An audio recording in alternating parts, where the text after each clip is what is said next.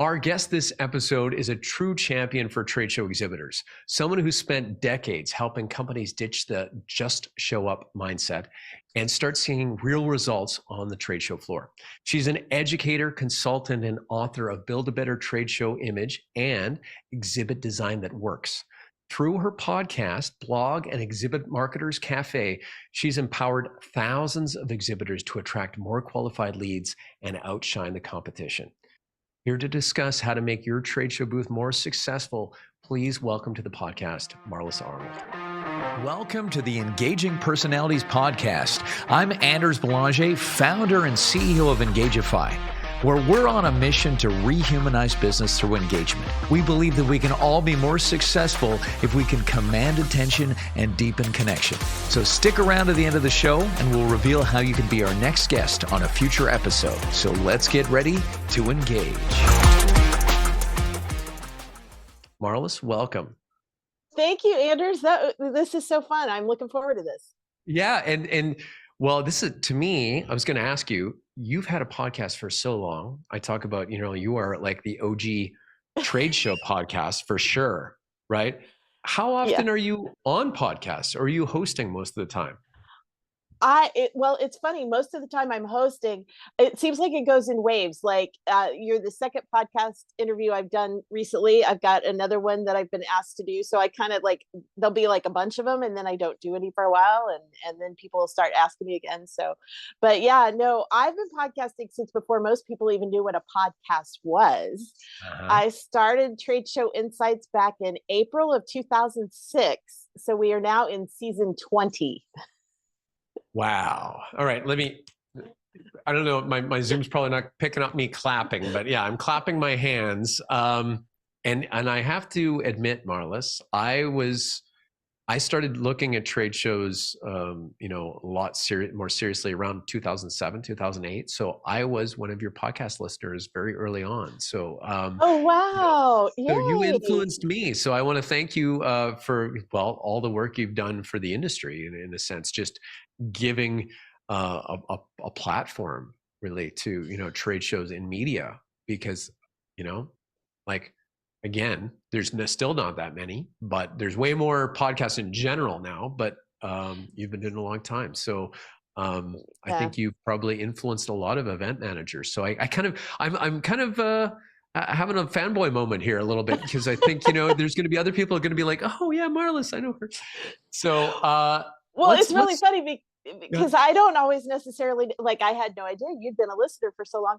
And every once in a while I'll be on a show floor and somebody will come rushing up to me and they're like, oh my goodness, I listened to your podcast. I just love it. And it's like, so it's kind of fun to have that little mini celebrity moment, it's like, because with a podcast, you have no idea who listens, who subscribes. I mean, I know, know how many listens, but you don't know who these people are unless you reach out. So. And it's for the people listening to this now, tell me, exactly. We want that pat on the back just to know, is this still worth doing, right? Like, you want to know that it's having an impact, right? I think people, we want to be not rewarded, but just affirm that what you're doing is meaningful in some way, right? And I think that's nice. And I feel like I should have said something earlier instead of just having you on and surprising you. But I mean, it was a little bit like at Exhibitor Live, I'd see you walk by and I'd be like, oh, there's Marlys, so the reason I knew of you before I ever met you is because of, the work you've done. So, So let's talk about, you were an exhibitor yourself before you were teaching exhibiting. Can we just go back in time? How did you get started? And then also maybe tag on to that, how did you start developing, this expertise and into the consulting and role that you're in now? Well, like most people, this is nothing that I didn't even know the trade show industry was an industry back in the day. I just started out on a small scale here. I'm in Kansas City. And so I have my own business and I would just do some exhibits at some, local expos. And, so I was doing some exhibiting and then I was helping to organize some local events. And so I kind of saw it from both sides of the aisle. From the exhibitor and the show organizer perspective. And I also started to notice, especially when I was exhibiting, I would notice how what I was doing was working in my booth and other people around me. I can remember one show in particular. They had promised us we would have, or they had told us to expect about 5,000 attendees over the weekend. And we were probably lucky if we saw 1,000.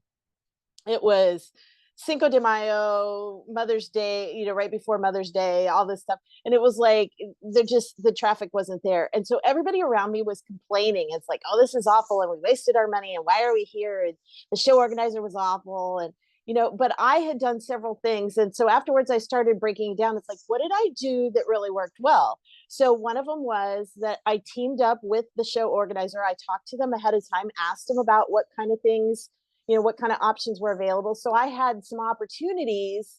Even I got to take advantage of some things that were even free that a lot of exhibitors didn't know about. So I got some extra publicity that way.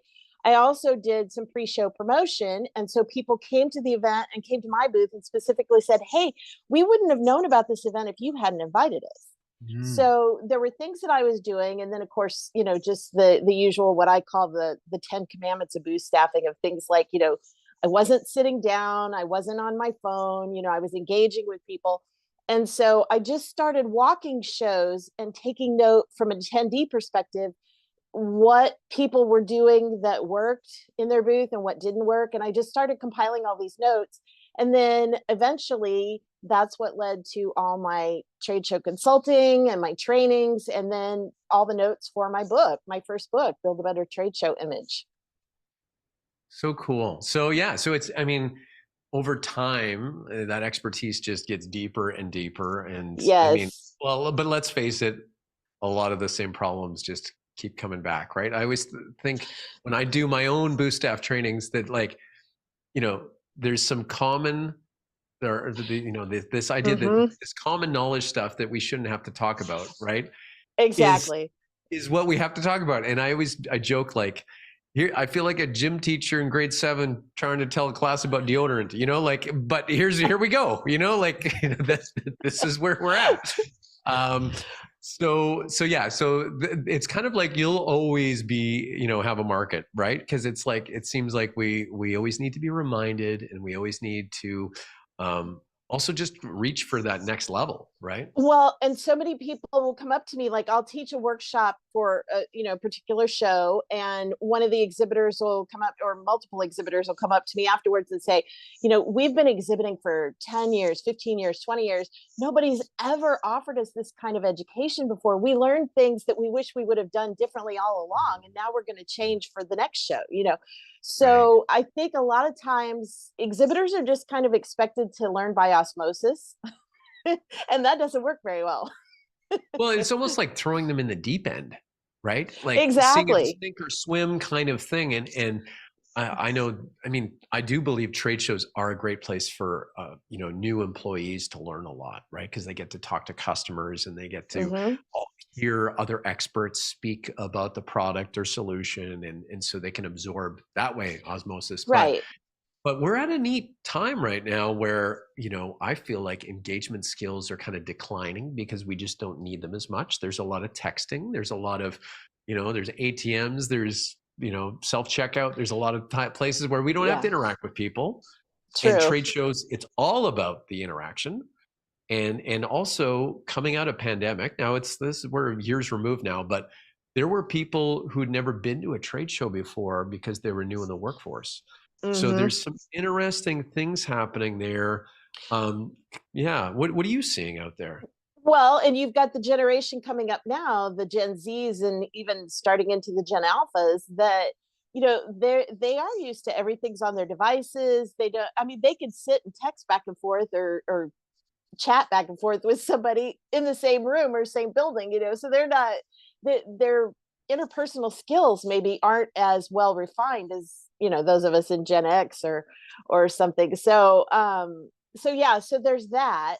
There's also, you know, you've got introverted people that don't feel comfortable in a trade show environment. And so I always encourage, you know, and I realize, you know, being a self-employed person back in the day when I was exhibiting, it was oftentimes just me, you know, I didn't have a team in the booth. But if you have a team, think about who, you know, what are those personalities? Who are those people that you're having in your booth? And it's great to have a mix. If you've got somebody who's more introverted, maybe they're like the product specialist, Yeah. and so those could be the ones that can really have the deep dive conversations if somebody really wants to find out more about your product. But don't have them be the one there on the aisle greeting people as they come in. Have that be somebody that's more enthusiastic, more outgoing, so there's a really good mix. And the one thing I always tell people, and this is sometimes a little bit scandalous, some people don't really like this recommendation, but I said, don't have salespeople, or don't have all salespeople in your booth, because salespeople are not necessarily the best people to have in the booth. They tend to be territorial, first of all, so they like, if they look at a badge and, Yeah. so say I'm a rep from the West Coast and somebody walks in from Atlanta, that sales rep might actually ignore the person because it's like, it's not from their territory. So, Right.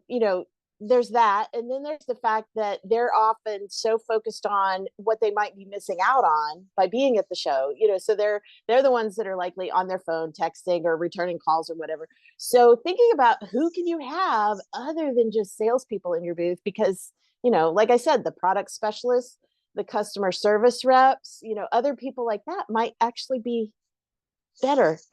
Yeah. Well, and some of these, and it all depends on the size of the company and kind of what are you working with. Yes. Sometimes we talk about, do you want help selecting the right people to bring to the show? And sometimes, event managers' hands are tied. The people are coming who are coming, Right. right?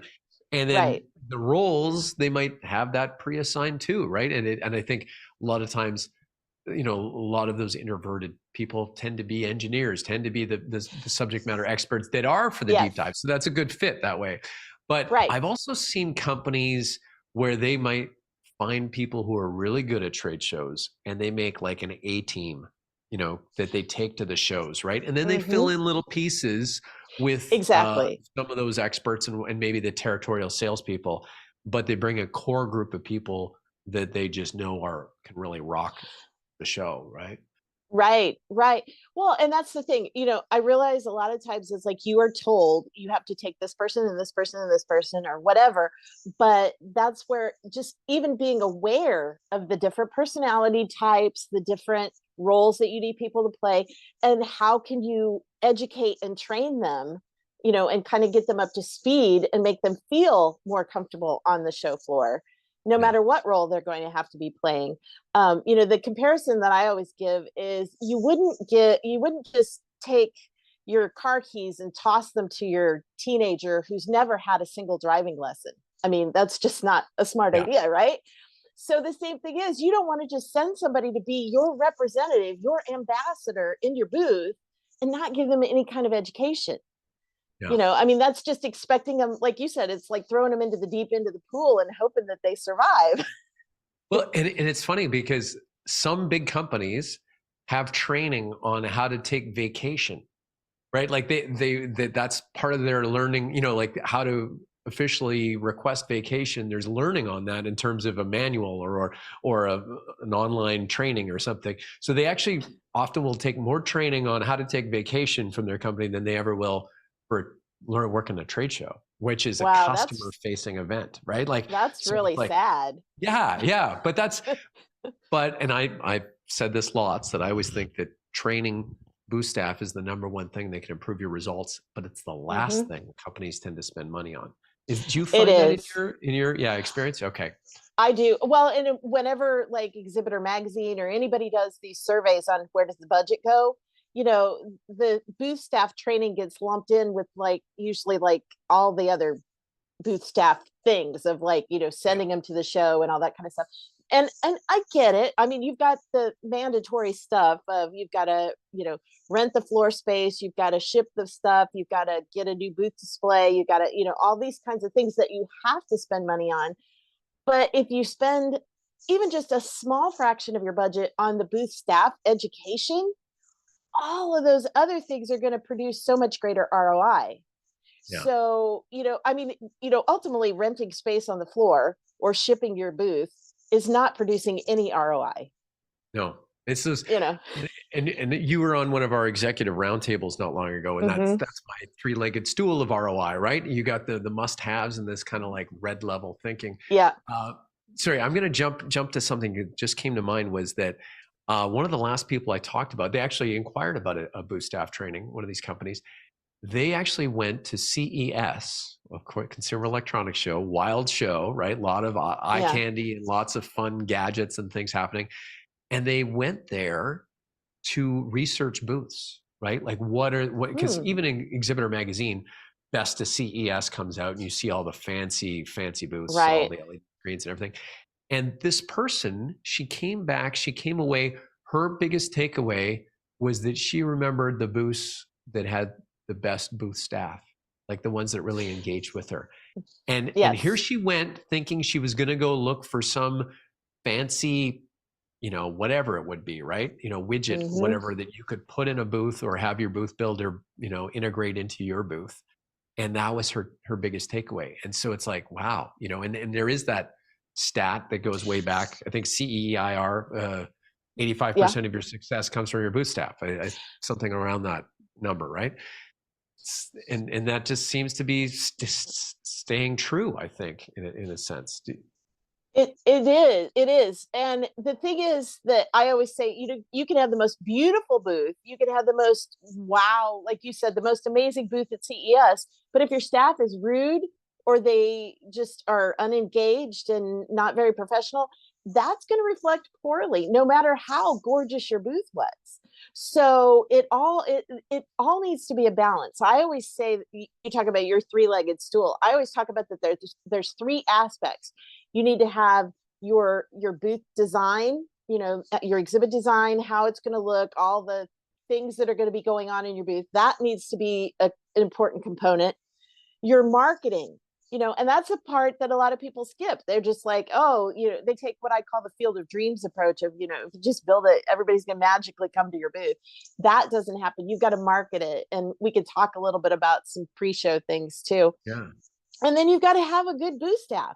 And if you don't have those three elements, it doesn't really matter. I mean, you basically, you might as well just stack a pile of money on the floor in the convention center, because that's all you're doing is just leaving your money at And the convention light center. it on fire. Yeah, Yeah. exactly.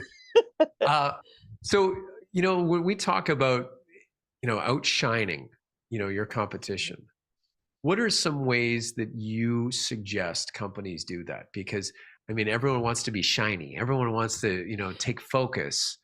But can you tell our listeners a little bit about, your theory in that, or your take? Well, kind of like the person you said that went to CES and discovered that it wasn't about the flashy booth, but it was more the booth staff. It's the same thing. It's like, it doesn't have to be flashy, it doesn't have to be big. Some of the best exhibits I've seen have been 10 by 10 or 10 by 20-foot spaces, because I think partly because the smaller exhibitors like that know they have to get really creative in order to try to capture attention, because they are competing with the big flashy booths.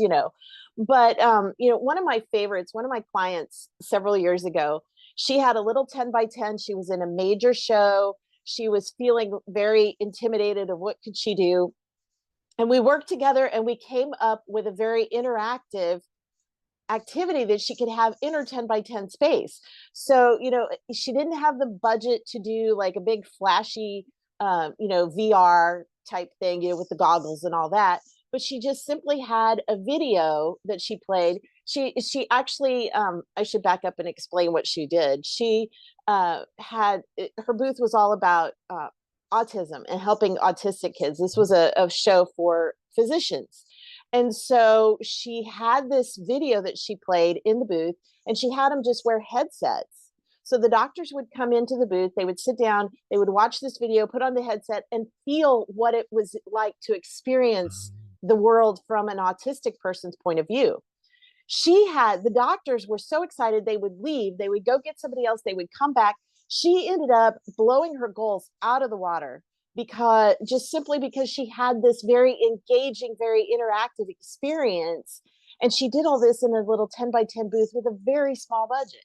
So, a lot of times I have exhibitors say, well, we don't have budget for this. We don't, we can't do this. We can't do that. think about what can you do. Maybe you can't do something big and flashy, but what can you do that can really make an impact?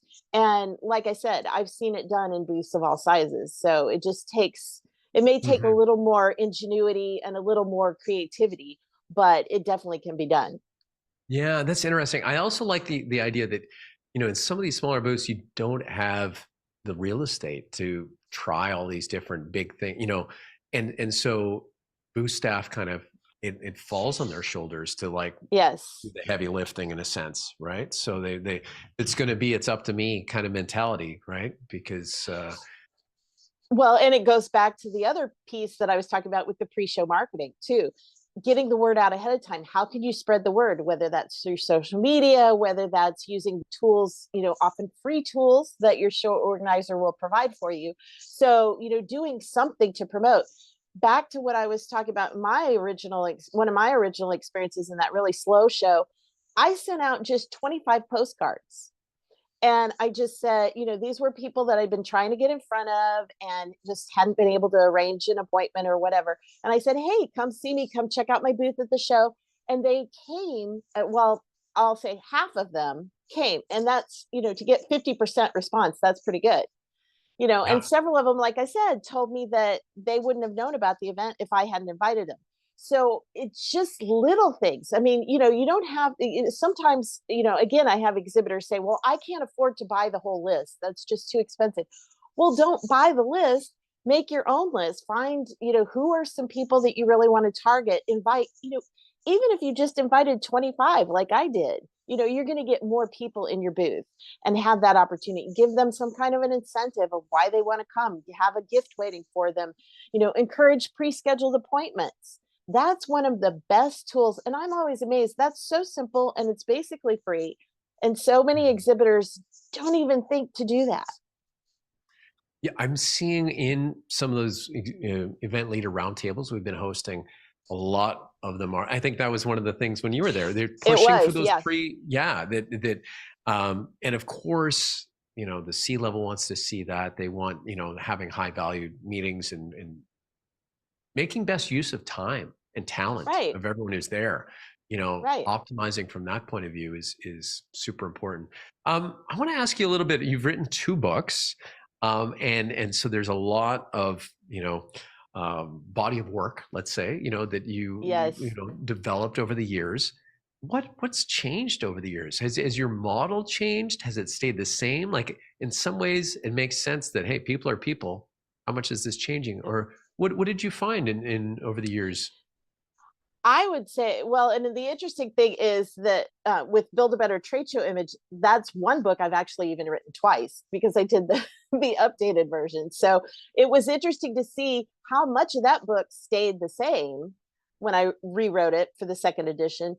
The principles and the strategies are much the same as what they were 20 plus years ago, but the tactics and the tools are changing. And so I think a lot of it is, it's still, like we said, it's the same basic things. It's just finding new ways or sometimes easier ways or more creative ways that you can do it. Um, things like the pre-show promotions, there's tools. Well, when I started doing this, there was no social media for one thing, so I mean, sometimes it's something just that simple, but the tools are changing. Of course, nothing about AI back then. There's Mm. so many AI tools now that you can use to create, you know using to create image generate images that you can use in your promotions. There's the tools of podcasting, if you have a podcast, or all these kinds of things. There's ways that you can do customized, individualized, personal videos to invite people. Now there's tools for that. So there's all these tools that we have now, but the strategies are still essentially the same. It's thinking it through. And when I wrote Build a Better Trade Show Image, my goal was to make it a start to finish how-to guide. So I took the analogy of building a house, and it's like, you can't just throw the house up without first building the foundation. So, it's all about what you do before the show, and then, building the exhibit and doing the marketing and having the people, and then the part that you do after. which is where a lot of exhibitors really drop the ball too, is, doing that after of, having a good follow-up strategy. And, again, there's lots of new tools that people can use for that. But the strategy of having all of these pieces in place, that really hasn't changed. There's a rhyming saying that I learned years ago, and it's so apropos to this, is that instead of strategies and tactics, it's principles and techniques. But it's the techniques are many, principles are few. Techniques vary, principles never do. So it's that idea that the things that the bigger overarching idea is not going to change, and that's kind of what we're seeing in this example, how you're saying it. Well, and ultimately, that is the biggest elephant in the room that most people miss, is having a strategy in the first place. Because that's what I mean. Seriously, you think about exhibitors and they're all about the checklists, and it's like, okay, got to get the booth ordered, got to get the, got to get the giveaways ordered, got to book the airline. They're just checking things off a to-do list, and they never have that overarching strategy. And that's always been my focus is, I can recommend all kinds of tools for you, but if you don't have a strategy first, you don't know what tools you even need to be activating. So well, and I think some companies probably think that my strategy is to get business from the show, right? Like and we need leads for that. So it's like there's almost like you shortcut or mentally shortcut past what that looks like, right? As opposed to whether or not this is a show that's a vertical show, a horizontal show. Is it going for brand awareness? Is it going for lead gen? Is it thought leadership, different objectives, and even that goal of, you were going to get leads. I can remember one of my corporate clients, I was doing training at their national sales meeting for, all of their sales team for all the shows they go out to. And I asked them, they were getting ready for like their one big major annual show. And I said, so what's your goal? And they go, oh, well, we don't really, we go to this show. It was an association show. So they're like, we go to this, we're members of this association. Everybody knows who we are. We just kind of go to see our current clients and stay in touch and all this. And I'm like, okay, wait a minute. You're going to spend like $250,000 to go to this show, and you don't really have goals. You don't really have anything you want to come out of this with. So once we really unpacked and really walked through all of that, then they had a goal. And then after the show, the sales director contacted me and she said they blew the goal out of the water. But they had to have a goal first. They were just going and they're like, we're just going because we go every year and, everybody knows this. We're just networking. And it's like, wow, that's a lot of money to spend for networking. Yeah. Well, I mean, and that's where, marketing budgets need to be held accountable, right? Like it's kind of like, who was doing that? Like letting them kind of run amok that way. Something you said a little bit earlier ago, you were talking about a podcast. Here we are in a podcast, but have you seen podcast booths set up in a booth?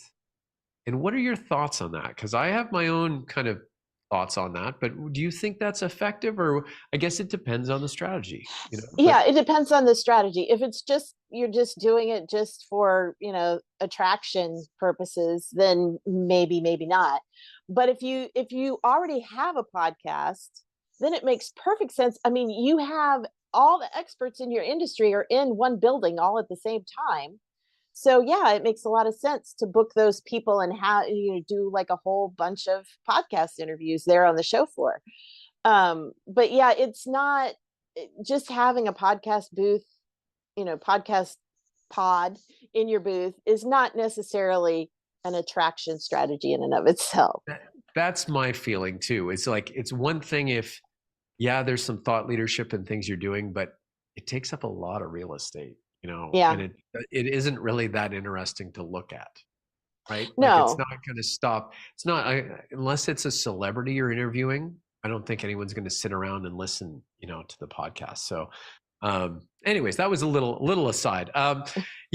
Let's talk booth design for just a few minutes, because I mean, you know a lot about image. You talk a lot about, image specialists, that kind of thing. What makes what's the difference between like a forgettable booth and one that really draws people in your opinion? Well, there's a lot of different elements to it, but one thing is it has to be big and bold. It can't be, the biggest mistake I see exhibitors make in their booth design is they try to cram like every little thing, and they've got like whole paragraphs of text all over their booth display. And it's like, first of all, people can't, if it's really small text, they can't even read it from the aisle. Second of all, nobody's going to stand there and read it all. So you need to have like big, why are you important? Why would people care? That kind of thing on your display, on your back wall, not having all these little paragraphs of things. You can have those little paragraphs and stuff if you have them, somewhere else. So it's not like, the big headline basically of your booth. But yeah, so that's one thing, is people trying to cram way too much stuff on their display. Another one is just trying to put too much in the booth space. It's like, that's one of the things that a lot of times, my clients will send me photos of their booth, and I'm like, you need to lose all the tables and chairs, or maybe scale it down to, one high top table with 2 bar stools or something. You've got like so much stuff in there, there's no room for people.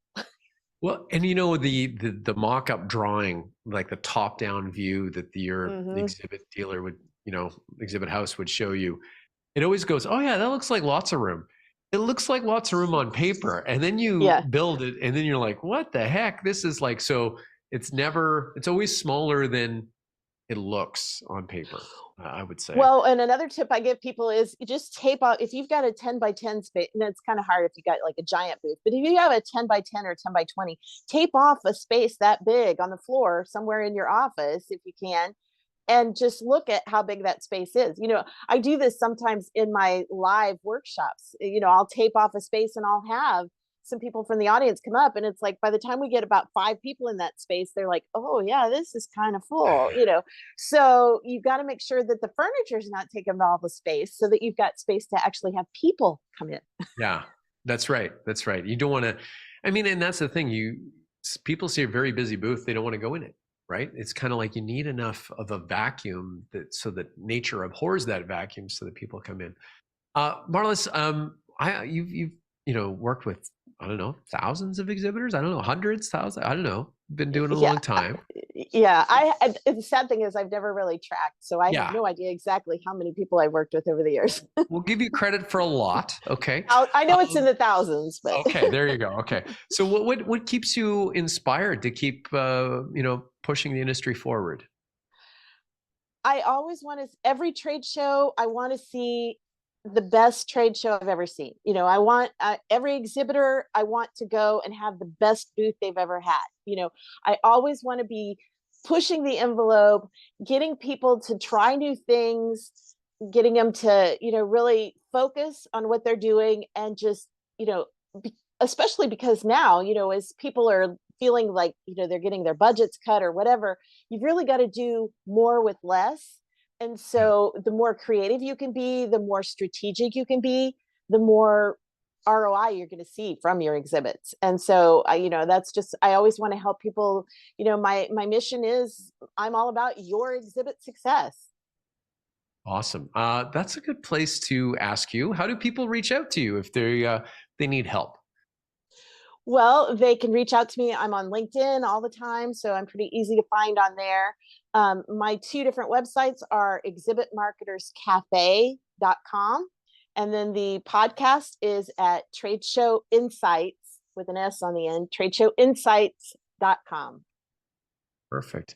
Marlys, we're going to have you on again, because I know we could probably we're kind of preaching to the choir all day, but it's all good. And I know we could dig into a whole bunch of other things, that you'd have content on, and we could explore together. So perhaps we'll do that sometime down the road. So thank you so much for taking the time and coming on the show. Thank you so much for inviting me, Anders. Awesome. And to all of our listeners, thank you once again for tuning in. And until next time, you know what to do. Stay engaged. Thank you so much for listening to Engaging Personalities. If you believe this world needs more engagement and you're an industry leader or you have an interesting take on rehumanizing business, go to go.engagify.ai/podcast-guest to apply and come on the show. If you got something out of this interview, do you mind sharing it on your social media? Just grab a quick screenshot with your phone and text it to a friend or post it on the socials. If you know someone that would be a great guest, tag them on social media to let them know about the show. Include the hashtag Engaging Personalities. I love seeing your posts and guest suggestions. We are regularly putting out new episodes and content. To make sure you don't miss any episode, go ahead and subscribe. Your thumbs up, ratings, and reviews go a long way to help promote the show and mean a lot to me and my team. Want to know more? Go to our website, engagify.ai, or follow me on LinkedIn. Thanks for listening and stay engaged.